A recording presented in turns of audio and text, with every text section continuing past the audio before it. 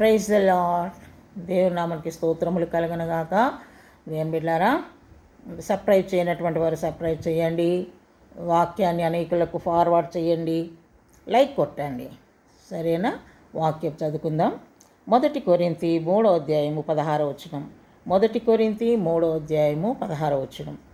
మీరు దేవుని ఆలయమై ఉన్నారని, దేవుని ఆత్మ మీలో నివసించుచున్నాడనియు మీరెరుగరా. మనం ఎవరమంట? మనం దేవుని ఆలయమై ఉన్నామంట. పనికి మానోళ్ళు మనం అందరం. పైసాకు పనికి రానోళ్ళను దేవుడు ఏం చేస్తున్నాడు? తన విలువైన రక్తము ద్వారా మనల్ని కొన్నాడు. మన యేసయ్య మనల్ని. ఎందుకు పనికి రానటువంటి నన్ను ప్రభువు తన శిలువ రక్తం ద్వారా మన పాపాలను శుద్ధీకరించి మనల్ని పవిత్రపరిచి ఆయన బిడ్డలుగా మనల్ని చేసుకున్నాడు. ఆయన కుమారులుగా మనల్ని ఎన్నుకున్నాడు, ఏర్పాటు చేసుకున్నాడు. దేవునికి స్తోత్రం, హల్లెలూయా. అయితే దేవుని వాక్యం ఏం సెలవిస్తుంది? మీరు దేవుని ఆలయమై ఉన్నారని మీరు ఎరుగరా. కనుక దేవుని ఆత్మ మీలో నివసించుచున్నాడని మీకు తెలియదా? దేవునికి స్తోత్రం, హల్లెలూయా. దేవుని ఆత్మ ఎప్పుడైతే దేవునికి మనం సమర్పించుకుంటామో, మన హృదయాన్ని దేవుని ఆలయముగా మనం మార్చుకుంటామో, అప్పుడు పరిశుద్ధాత్మ దేవుడు మన హృదయములో ఆయన నివాసము చేస్తాడు. దేవునికి స్తోత్రం, హల్లెలూయా. ఇంతకు ముందు కూడా మనం విన్నాం కదా. మరి పరిశుద్ధాత్మ దేవుడు మన హృదయంలో రావాలంటే మన హృదయం ఎలా ఉండాలి? శుద్ధిగా ఉండాలి, పవిత్రంగా ఉండాలి. మన హృదయంలో ఎటువంటి చెత్త చెదారము ఉండడానికి వీలు లేదు. దేవునికి ఇష్టకరంగా మన హృదయము మార్చుకోవాలి. దేవుని బిడ్డలారా, అనగా దేవునికి ఇష్టానుసారమైనటువంటి జీవితాన్ని మనము జీవించాలి.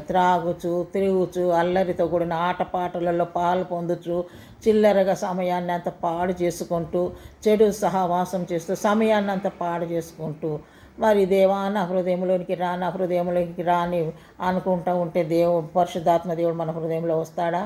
లేదు.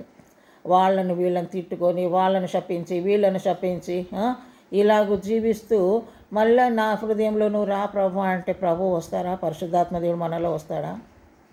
బెంగళూరులో ఒక సంఘం ఉన్నది. అక్కడ ప్రతి సంవత్సరం అక్కడ వాక్య పరిచర్యకు నన్ను పిలుస్తారు, వెళుతూ ఉంటాను.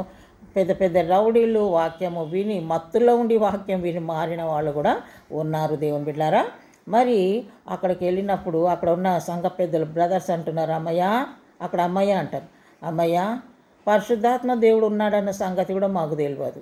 మళ్ళీ వాళ్ళు డబ్బులు లెక్కలు పెట్టేవాళ్ళు, సంఘాన్ని అభివృద్ధి చేసుకునేవాళ్ళు, అన్ని విషయాలలో పర్ఫెక్ట్గా ఉన్నారు. కానీ అసలు పరిశుద్ధాత్మ దేవుడు ఉన్న సంగతే మాకు తెలియదు అని అంటున్నారు. అంటే నామకార్థ స్థితిలో ఉన్నటువంటి వారు. ఇప్పుడిప్పుడు మరి నేను పుట్టి పెరిగిన సంఘంలో ఇప్పుడిప్పుడు మరి పరిశుద్ధాత్మ గురించి చెప్తున్నట్టు నేను విన్నాను. దేవుని బిడ్డలారా, చిన్నప్పటి నుంచి మాకు భక్తి ఉన్నది, కానీ దైవశక్తి అనగా పరిశుద్ధాత్మ శక్తి అన్నది తెలియలేదు. దేవునికి స్తోత్రం, హల్లెలూయా. మేము ఎప్పుడైతే హైదరాబాద్కు 70sలో వచ్చామో అప్పుడు ఇక్కడ జరుగుతున్న కూడికలు, మరి ముఖ్యంగా గుట్ట మీద కమలమ్మ ఆంటీ గారు ఉన్నారు. ఇప్పుడు ప్రభు నందు నిద్రించి ఉన్నారు. నా ఆత్మీయ తల్లి, వారి సహవాసానికి వెళ్ళి మేము ఆ యొక్క పరిశుద్ధాత్మ నడిపింపునంతా చూసి మేము పొందుకోగలిగినాం. దేవునికి స్తోత్రం, హల్లెలూయా.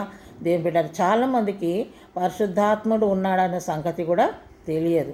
దేవుని బిడ్డ, మరి ఒక చదువు లేనటువంటి ఒక స్త్రీ, ఒక సహోదరి నాకు చెప్పిందన్నమాట, అమ్మ నువ్వు ఇంత ప్రార్థన చేస్తున్నావు, ఇన్ని ఉపవాసాలు చేస్తున్నావు కదా, అసలు మనము యేసయ్యకు కాదు పరిశుద్ధాత్మునికి మనం ప్రార్థన చేయాలంటే నాకు ఆ తల్లి చెప్పిన మాట విచిత్రం అనిపించింది. ఎందుకంటే మరి ఈమెకి ఏం తెలియదు, చదువు లేదు, ఏమి లేదు, ఏంటి ఇట్లా మాట్లాడుతుంది అనుకున్నాను. ఆమె నాతో పాటు వచ్చి ప్రార్థనలు ఏకీభవించేదన్నమాట. నువ్వు ఇంత ప్రార్థన చేస్తున్నావమ్మా, కానీ పరిశుద్ధాత్మ ఆ వరాన్ని కూడా నువ్వు పొందుకోవాలంటే నేను ఆశ్చర్యపోయేదాన్ని. ఇది పరిశుద్ధాత్మ కాలమమ్మా, తండ్రి కాలం అయిపోయింది, కుమారుని కాలం అయిపోయింది, ఇప్పుడు పరిశుద్ధాత్మని కాలం ఇప్పుడు జరుగుతుంది అన్నప్పుడు నేను ఆశ్చర్యపోయాను. దేవుని బిడ్డలారా, నిజమే, తెలియని విషయాలు విద్య లేని పామరుల ద్వారా కూడా మనము తెలుసుకోగలుగుతాం. మాకే అంత తెలుసు అని అనుకోవడానికి కాదు, కానీ దైవ జ్ఞానము కలిగిన వారు ఎవరు చెప్పినా మనము ఆలకించాలి. దేవునికి స్తోత్రం, హల్లెలూయా. మరి ఆ బ్రదర్స్ ఆ విధంగా అన్నారు, కానీ వాళ్ళు కూడా ఎంతో ఆన్లైన్ ట్రేస్ పెట్టినప్పుడు మరి ఉపవాస కూడికలు పెట్టినప్పుడు వారందరూ కూడా దేవుని ఆత్మచేత నింపబడి ఎంతో చక్కగా ప్రభువులో గట్టిగా నిలబడి ఉన్నారు. దేవునికి స్తోత్రం. హల్లెలూయా. చాలామందికి పరిశుద్ధాత్మ ఉన్నాడన్న సంగతి కూడా తెలియడం లేదు దేవుని బిడ్డ. మరి ఈ దినము పరిశుద్ధాత్మ దేవుణ్ణి నీ హృదయంలో ఆహ్వానించాలంటే నువ్వు సమర్పించుకో. నువ్వు దేవుని బిడ్డవని, నువ్వు నీ యొక్క పాపాలన్నీ దేవుని సన్నిధిలో ఒప్పుకో. ఆయన తన శిల్వ రక్తం ద్వారా నీ పాపాలన్నీ కడిగి వేస్తాడు. తప్పకుండా నీ హృదయములో ఆయన తన ఆత్మను ఉంచుతాడు. దేవునికి స్తోత్రం. హల్లెలూయా. పరిశుద్ధాత్మను నువ్వు పొందుకుంటావు. దేవుని కుమారునిగా ముందుకు సాగినట్లయితే ఎన్నో గొప్ప మర్మాలు నువ్వు తెలుసుకోగలుగుతావు. ఎన్నో విషయాలు ఉన్నాయి. పరిశుద్ధాత్మ పొందుకోవడమే కాదు, ఎన్నో విషయాలు బైబిల్ గ్రంథంలో వ్రాయబడినాయి. అవన్నీ కూడా నేను ఒక్కొక్కటి నాకు ఎవరూ చెప్పలేదు దేవుని బిడ్డలారా. కేవలం దేవుని వాక్యం చదువుకోవడము, ఉపవాసం ఉండడము, ఒంటరిగా ఉండి ప్రార్థన చేసుకోవడము, ఆ విధంగా దేవుని సన్నిధిలో నేను అన్ని వరములు ఫలములతో నింపబడి ప్రభు యొక్క పరిచర్యలో ముందు అడుగు వేయుటకు దేవుడు నాకు సహాయం చేసి ఉన్నారు. దేవునికి స్తోత్రం. హల్లెలూయా. బాప్తిసం తీసుకోవడం, ఫిలిప్ అబ్రమయ్య గారు, పెంతెకోస్తు సంఘము, మరి ఎంతో గొప్ప దైవజనులు ప్రభునందు నిద్రించారు. వారి ద్వారా నేను నీటి బాప్తిసం తీసుకొని ఒక్కొక్కటి ఆత్మీయ జీవితంలో ఏ విధంగా ఎదగాలి, ఏ విధంగా ప్రభుల ముందుకు సాగాలన్న విషయాలు పరిశుద్ధాత్మ దేవుడే నాతో మాట్లాడి నన్ను నడిపించినాడు. దేవునికి స్తోత్రం. హల్లెలూయా. కనుక దేవుని బిడ్డ, ఈ దినము ఈ మాటలు వింటున్నటువంటి మీరు దేవుని ఆలయమై ఉన్నారని మీరు ఎరగరా? మీలో దేవుడి ఆత్మ నివసించుచున్నాడని మీరు ఎరగరా? మీకు తెలిసినట్లయితే ఆత్మ నడిపింపులో ముందుకు సాగండి. నామకార్థ స్థితి నుంచి బయటికి రండి. ఆత్మానుసారంగా ముందుకు సాగండి. తప్పకుండా దేవుడు మిమ్మల్ని ఇంకా కృపావరముల చేత నింపి తన యొక్క కృపలో ఆయన మిమ్మల్ని వర్ధింపచేయునుగాక. దేవుడి కొద్ది మాటలు దీవించనుగాక.